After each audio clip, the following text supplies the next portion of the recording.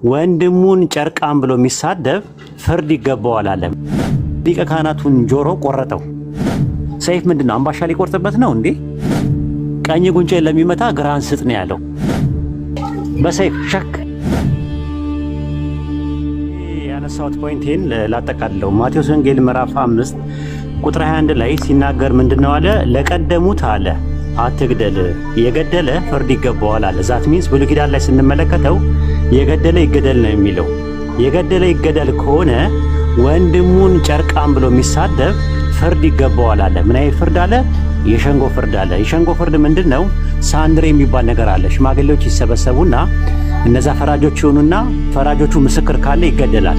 በአዲስ ኪዳን ላይ የገደለ ይገደላል ብቻ አይደለም ያለው፣ ጠብቆ እንደውም ጭራሹኑ እኔ ምላለሁ አለ አይደለም፣ የገደለ አይደለም ፍርድ የሚገባው ወንድሙን ጨርቃም ብሎ የሚሳደብ የሸንጎ ፍርድ ይገባዋል ብሎ አጠበቀው።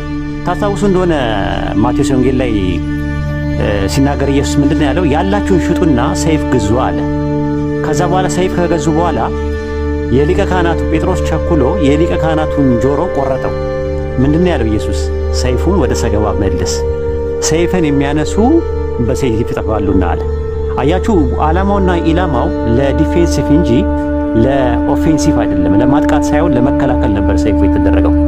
ድንበር ካለፉ ነው ሰይፉ የሚነሳው እንጂ ድንበር ካላለፉ አይነሳም ሰይፉ። የሮሜ ሰዎች ምዕራፍ 13 ቁጥር 1 ላይ ስትመለከቱ ሰይፍን የሚያነሳ የእግዚአብሔር ምንድነው አለ? አገልጋይ ነው አለ፣ ባለስልጣን አለ። ነፍስ ሁሉ ለበላይ ባለስልጣኖች ትገዛ አለ። ባለስልጣኖች የእግዚአብሔር አገልጋይ ነውና ሰይፍን ያነሳሉ አለ። ሰይፍን ያነሳሉ አለ። ለምንድን ነው ሰይፍ የሚያነሱት? የገደለ ሰው ካለ በሰይፍ እንዲገደል ነው ራሱ። ሰይፍን የሚያነሱ በሰይፍ ይጠፋሉ አለ፣ በሰይፍ ይገደዳሉ ማለት ነው። ራዕይ ዮሐንስ ምዕራፍ 13 ቁጥር 10 ላይ ስትመለከቱ በሰይፍ የሚገድል ማን ቢኖር ራሱ በሰይፍ ይገደል ዘንድ ይገባዋልና አለ። በሰይፍ የሚገድል ማን ቢኖር ፍርዱ ምንድነው? ሁክሙ ምንድነው ስንል በሰይፍ መገደል ነው ብሎ ነው ያስቀመጠው። ስለዚህ ብሉይ ኪዳን ላይ አይን ስለ አይን ጥርስ ስለ ጥርስ የሚለውን ነገር ሰምታችኋል ነው ያለው። እኔ ግን እላችኋለሁ አይን ስለ አይን ጥርስ ስለ አይደለም፣ አጥብቄው ቀኝ ጉንጬን ለሚመታ ግራህን ስጥ ነው ያለው። ዛት ሚንስ አጠበቀው ነው ጭራሹን ኢየሱስ ሲመጣ እንጂ ብሉይ ኪዳን ላይ የነበረው የገደለ ይገደል የሚለው ነገር አልተሻረም። ከተሻረ ለምን ራዕይ 13 ላይ ለምን ይቀመጣል?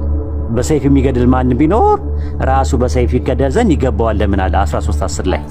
በተጨማሪ ደግሞ እንትን ላይ ሮሜ ምዕራፍ 13 ላይ ቁጥር 4 እና 5 ላይ ስትመለከቱ እንደዛ ነው የሚለው። ሰይፍን የሚያነሳ ነው የእግዚአብሔር አገልጋይ ነው የተባለው። ሰይፍ ምንድነው? አምባሻ ሊቆርጥበት ነው እንዴ?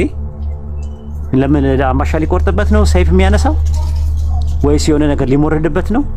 ማጭድና ሞፈር አድርጎ ሊያርስበት ነው እንዴ ሰይፍ የሚያወራው? ብረት ነው ሰይፍ ራሱ። ስለ ብረት ስለ እንትን ነው የሚያወራው። አባ ጊዮርጊስ ዘጋስጫ በመጽሐፈ ሚስጥር ላይ ምንድነው ያለው? ሃይማኖቱን የካደ ሰው በብሉይ ኪዳንም በአዲስ ኪዳንም እንዲገደል በሰይፍ ብረት እንዲገደል ኢየሱስ ክርስቶስ አዟል ብሎ ነው ያስቀመጠው። የት ቦታ ነው ያዘዘው ሲባል መጽሐፈ ቀለሚንጦስ የሚባለው ነው። ለጴጥሮስ ነው ያዘዘው ኢየሱስ። በሰይፍ ሸክ አንገቱ እንዲቀላ ነው ራሱ የታዘዘው። የቱ ጋር ነው የሚለው? መጽሐፈ ሚስጥር ላይ ነው የሚያወራው።